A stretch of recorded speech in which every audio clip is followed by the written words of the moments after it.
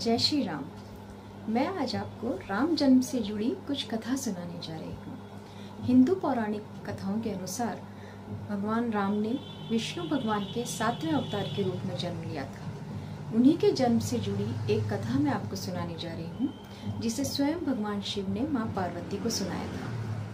त्रेता युग में एक राजा अरिमर्दन, राजा प्रताप भानु और उनके मंत्री धर्मरुचि को ब्राह्मणों के श्राप की वजह से उनको राक्षस कुल में जन्म लेना पड़ा और वो रावण, विभीषण और कुंभकर्ण के रूप में पैदा हुए। इन तीनों ने ब्रह्मा जी की कठोर तपस्या की। ब्रह्मा जी प्रसन्न होकर उन्हें वरदान देने के लिए आए। तब रावण ने उनसे अमृतत्व का वरदान मांगा। ब्रह्मा जी के मना करने पर कि अमृतत्व का वरदान नहीं मिल सकता, रावण ने उनसे कहा कि सिर्फ मानव और वानर, इन 2 जातियों के अलावा और कोई भी उसका वध ना कर सके। ब्रह्मा जी ने इस चीज पे उन्हें तथास्तु कह दिया। जब कुंभकर्ण की बारी आई तो माँ सरस्वती ने उसकी बुद्धि फेर दी और उसने 6 माह की निद्रा मान ली। और विभीषण जी ने तो भगवान के चरणों में अनन्य भक्ति और निष्काम प्रेम की अभिलाषा जताई। ब्रह्मा जी तीनों को इच्छानुसार वरदान देकर अंतर्ध्यान हो गए। लेकिन रावण ने ब्रह्मा जी से मिले वरदान का दुरुपयोग करते हुए पृथ्वी पर अत्याचार करने प्रारंभ कर दिए।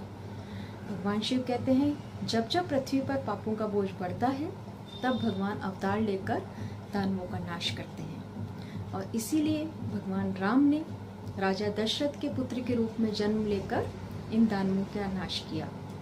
इसी से एक कथा मैं आपको और सुनाती हूँ। राजा दशरथ के 3 रानियां थीं। राजा दशरथ और कौशल्या की एक पुत्री थी शांता, जिससे कि उन्होंने अंग देश के राजा को गोद दे दिया था। लेकिन शांता को गोद देने के वर्षों बाद तक राजा दशरथ के कोई और संतान नहीं हुई। तब उन्होंने अपने कुलगुरु वशिष्ठ के सलाह से पुत्र कामेष्टि यज्ञ प्रारंभ किया। और पुत्र कामेष्टि यज्ञ को संपन्न जब हुआ तो उससे मिली खीर को प्रसाद के रूप में उन्होंने अपनी दोनों रानियों कौशल्या और केकई को दे दिया। इन दोनों रानियों ने रानी सुमित्रा को प्रेम भाव दिखाते हुए अपनी अपनी खीर में से आधा आधा हिस्सा उन्हें दे दिया। इस तरह ये तीनों रानियों ने चैत्र माह की नवमी के दिन पुनर्वसु नक्षत्र में भगवान राम, भरत, लक्ष्मण और शत्रुघ्न का जन्म दिया। यही राजा राम आगे चलकर मर्यादा पुरुषोत्तम कहलाए, रावण का वध किया और पृथ्वी को इनके अत्याचारों से मुक्त किया। जय Shri Ram. The channel has stories in several different Indian languages, so choose what's best for you.